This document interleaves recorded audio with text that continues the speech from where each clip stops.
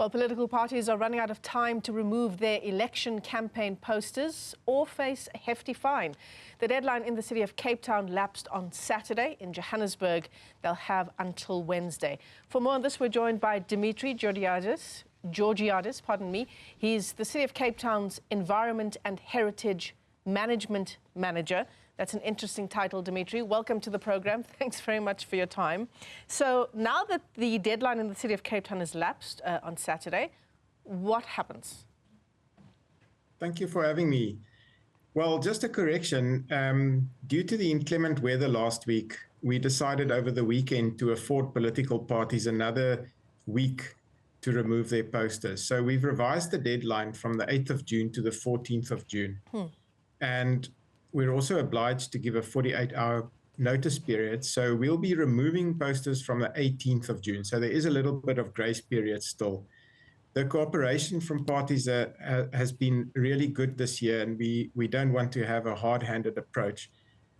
We don't have a penalty system. We actually charge for the removal as part of a tariff. Oh, I see. So this is just for Cape Town, though, where political parties have been given this extension. I imagine that every city will manage their own affairs and that the deadline will stay the same in other parts of the country.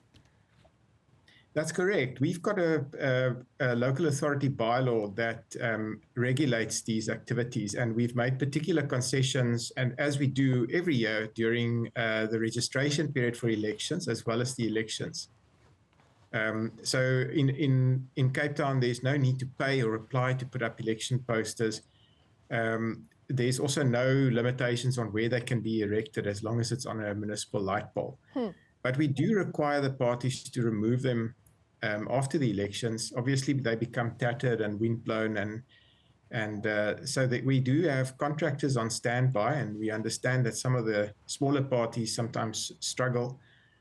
So from the 18th, what we'll do is we'll start moving through the city and removing those posters just to make sure that they don't end up littering the city. Yeah.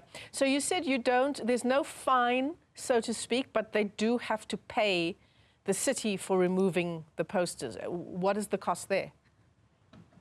Yeah, so we prefer that the parties remove it, but we have a contractor appointed that can go around and remove these posters. But then what we do is, to avoid the taxpayer picking up the expense, we charge the political party a removal fee of 134 Rand per poster for the removal. So that's why we want to encourage the parties, first of all, to remove the posters themselves, because that obviously doesn't cost them anything. Yeah.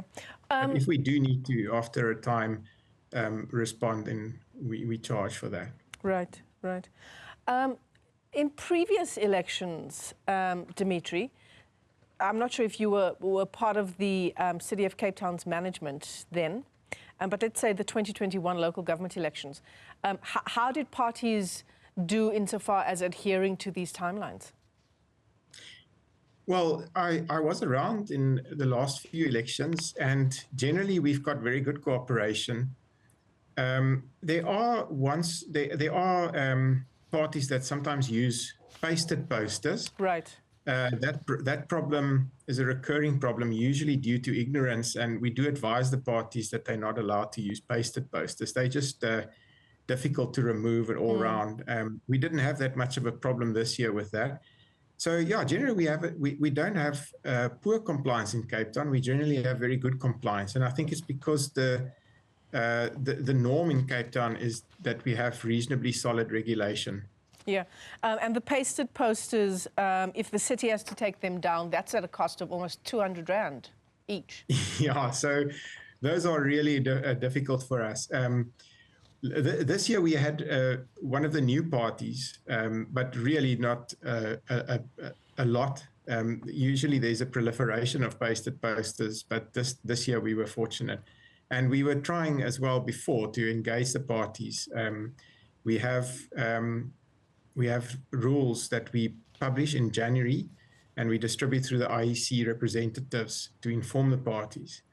And we communicate quite regularly. The pasted posters really are a problem for us. Yeah. But we yeah, this year they have not been that much of a problem. Yeah, for anyone the weather's been the real problem. Yeah, true. For anyone who's tried to remove a price tag from a glass bottle, you'll know how the pasted election posters, how much of a pain they can be. Yeah, and they go up on bridges and substation boxes and places we don't really want them. Okay, so I mean, I think political parties are given quite a long time, aren't they? If you're saying they've got essentially until the 18th of June in Cape Town, I understand in other parts of the country, in eThekwini, they can leave their posters on display for much longer than other cities. They have a full 30 days after elections to take down their posters. So in eThekwini, parties have until the 28th of June to remove posters that are in the area. But in Cape Town, you say it's the 8th, but then they have a grace period, and so they have until the 18th. That's correct.